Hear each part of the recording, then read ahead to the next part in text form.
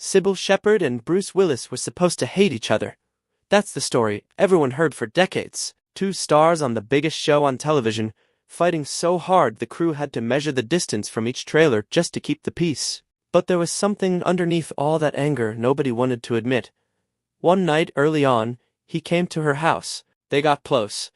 Then they stopped, and what they chose not to do that night changed everything that came after. At 76, Cybill Shepherd is finally explaining what really happened with Bruce Willis. And it isn't what you think. Imagine a casting session in 1984, a conference room in Los Angeles. Cybill Shepherd has already been cast. She is Maddie Hayes, the broke and beautiful former model who suddenly finds herself co-owning a shabby detective agency. What still has everyone stuck is the other half of the show. They need the man who will share scene after scene with her, trade sharp words with her, and keep millions of viewers wondering when these two people will finally admit what is right in front of them. By that point, they had already read 17 actors for the role of David Addison. 17 men had come into that room, done the scene, and left without changing anything. Nothing caught fire. Then Bruce Willis walked in. Shepherd would later describe that moment again and again. She said the room got warmer. The energy changed the second he entered.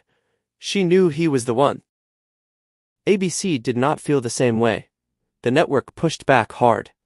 To them, Willis was an unknown actor who had also worked as a bartender. Creator Glenn Gordon Caron was warned not to lean into romance between them because the network believed viewers would never buy it. Shepherd reportedly refused to appear in Willis's actual screen test because she worried the network might watch it and decide to replace her instead of him. Even so, she fought for him. ABC gave in. On March 3, 1985, Moonlighting premiered on ABC. Within months, it had become the hottest show on television, and just as quickly, the trouble had already started to grow. What makes this story so compelling is that the attraction between them was real. It was not invented for publicity. Over the years, Shepherd has said that one night early in the show's run, Willis came to her house. Before long, they were kissing passionately, then they stopped. They never finished what they had started. Looking back, Shepherd said that choosing not to go further was one of the secrets behind Moonlighting's success. In her view, the show needed that charge to remain alive. The energy had power because it was held back. Once it was spent, something important would disappear. For the first 2.5 seasons, that held-back desire became the engine of the entire series. The will they or won't they dynamic between Maddie and David did not need to be manufactured from nothing because it was already there in real life. Shepherd came to Moonlighting with a background that set her apart. Director Peter Bogdanovich had discovered her on the cover of Glamour magazine and cast her in The Last Picture Show in 1971. She understood framing. She understood visual tone.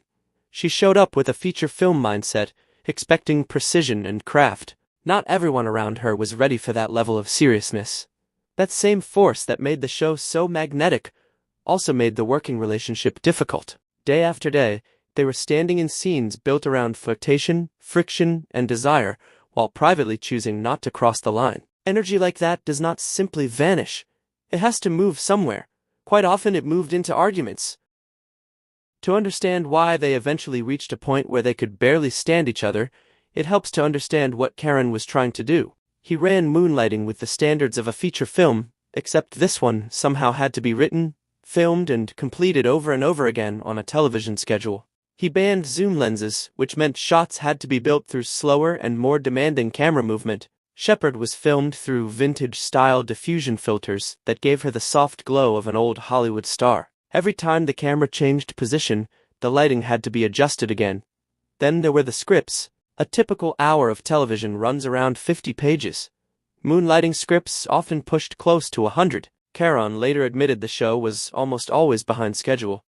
At times, the crew would shoot close-ups of Shepherd's feet stepping out of an elevator, because those shots bought him time to finish pages still incomplete. The workdays began around 5 in the morning. Filming commonly stretched to 14 or 15 hours. Shepherd later described the experience as relentless. At some point during the run, the tension between Shepherd and Willis changed shape. Early on, it had helped the work. Later, it became something much harder to manage. Curtis Armstrong, who played Herb Viola, wrote about it directly in his 2017 memoir Revenge of the Nerd. According to Armstrong, Willis and Shepherd hated each other. He described a set that had become so tense that practical systems had to be put in place just to stop daily complaints. Both stars were called to set at the same time, so neither could say they had been kept waiting. Teamsters even measured the distance from each actor's trailer door to the stage entrance, so neither person had to walk farther than the other. Those are the kinds of rules people create when ordinary cooperation has already broken down. Armstrong also remembered a confrontation that ended with Shepard throwing a briefcase at a door hard enough to shake the set. Alice Beasley, who played receptionist Agnes DePesto, gave a similar picture. She said Bruce and Cybill were very unhappy, and being around them was difficult. Shepard herself later admitted they fought all the time, and added that those fights became part of the preparation. The hostility became useful, and because of that, the performances often gained an intensity that viewers could feel immediately. On March 31, 1987, Moonlighting aired an episode called I Am Curious, Maddie. The story delivered the moment the series had been building toward for 2.5 years. Maddie Hayes and David Addison finally slept together. The ratings were huge.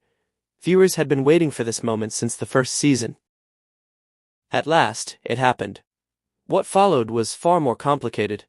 That long-awaited payoff also took away the force that had been pulling the show forward. This is the moment that gave television the phrase, the Moonlighting Curse.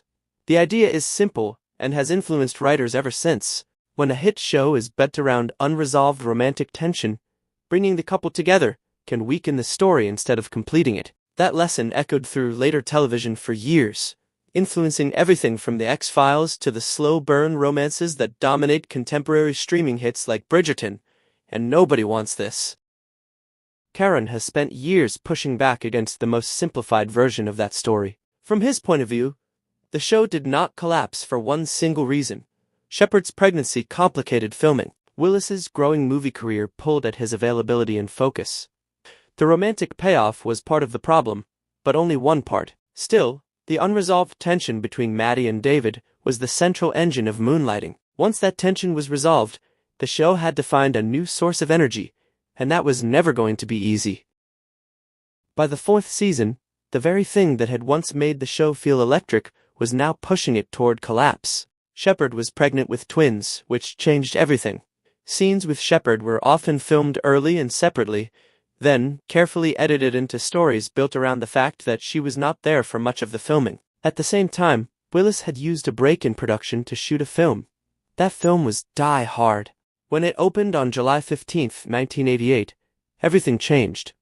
The movie became one of the defining action films of its era. Willis had been paid $5 million for the role, the sort of salary expected for the biggest movie stars in the business. He was no longer a television actor trying films on the side. He was now a movie star fully and unmistakably. Once a real film career opened in front of him, whatever patience he had left for 14-hour days on a troubled weekly series faded fast. Then another blow landed. In 1988, the Writers Guild of America went on strike. That added months of delay to a production already limping forward on stress, fatigue, and resentment. After Die Hard turned Willis into a movie star, his Moonlighting salary was renegotiated. He was now making more than Shepard, not a little more, significantly more. This was happening on the same show that had first been built around her name. She had been attached before he was. She had fought to get him cast. She had helped bring the show to life, yet now he was earning more for the same series. In 1989, Shepard spoke about it publicly. She admitted the pay gap bothered her. She said she wanted to be paid what he was being paid. She also made it clear that she was happy for him, and felt she had taken part in his rise. The pay gap mattered because it pulled all the other tensions into focus. It made the clashes on set feel sharper. This was the story of an established female lead who had helped build the show, vouched for her co-star, and then watched the industry reward him in a way it did not reward her. Armstrong later described part of that environment in his memoir. He said the crew clearly leaned toward Willis. Shepard was treated as difficult, while Willis was seen as one of us. When Moonlighting was cancelled in 1989, nobody involved was pretending the experience had been pleasant. The final episode even broke the fourth wall as the Blue Moon set itself was dismantled around the cast. Shepard later spoke to the tabloids and did not soften her words. She called Willis a jerk, and that quote followed her for years. Willis took a different route when he appeared on the Arsenio Hall show in 1990 and was asked directly whether he had gotten along with his co-star. He said he had never spent time with her away from the set. He admitted they had not gotten along. He also said it reached a stage where it was no longer fun. When asked about a reunion, he said, "Not right now anyway." Time changes old conflicts. In 2005, 16 years after Moonlighting ended, Shepherd and Willis came back together to record audio commentary for the DVD release. There was real curiosity around that session because nobody knew what it would feel like once they were back in the same room. By all accounts, the reunion went well. They got along very nicely. They even hugged, and it was a real embrace. Later, Shepherd spoke about that period with what sounded like honest surprise. When asked about doing something together again, she said, "Why not?" She joked that if they remade Moonlighting, Willis could still play David Addison. She also admitted with a grin that she had once been very hot for Bruce Willis, and added that he was still hot. Willis in public tended to speak more warmly about the show itself than about Shepherd in particular. Even so, the hostility had clearly cooled. In March 2022, Bruce Willis's family released a public statement saying he had been diagnosed with aphasia, a condition that affects language and communication, and that he would be stepping away from acting. Later, the diagnosis was updated to frontotemporal dementia. The announcement sent shockwaves through Hollywood, prompting an outpouring of support that continues to this day, much like the public response to Wendy Williams' own battle with aphasia and dementia, which has sparked renewed conversations about how the entertainment industry supports its icons through neurological decline. In October 2025, Shepherd told people that she had reached out to Willis and reconciled with him before that public statement was released. She did it before the world knew. She did it while there was still time for the connection to mean something in a private and human way. Looking back on that choice, she said she was very grateful for it. Then she added, "Yeah, it was time." She also said she will always love him. She said he was always funny.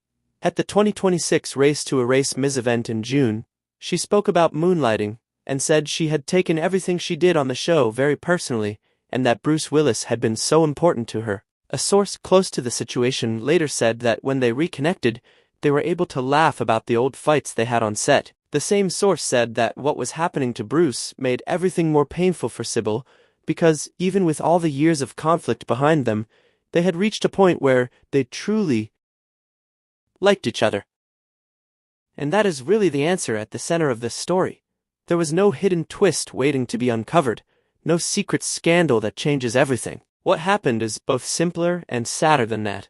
Two people were pushed together inside an impossible production. They shared a real attraction they never brought to life. The same industry that praised them also pulled them into competition and gave them reasons to resent each other. The fights and the feeling were never separate stories. They were always part of the same one. Something shifted every time he entered the room. And that charge never fully disappeared. It stayed there during the angry years. It stayed there through the silence that followed. It was still there when they sat down together again in 2005. It was there when she chose to reach out before the world knew he was slipping away. At 76, the place Cybill Shepherd seems to have reached is peace. She repaired what she could while she still had the chance. And when she looks back now on the show, on Bruce, and on all the years tied up in both, the truest thing she can say is that it mattered, and she is grateful that it did.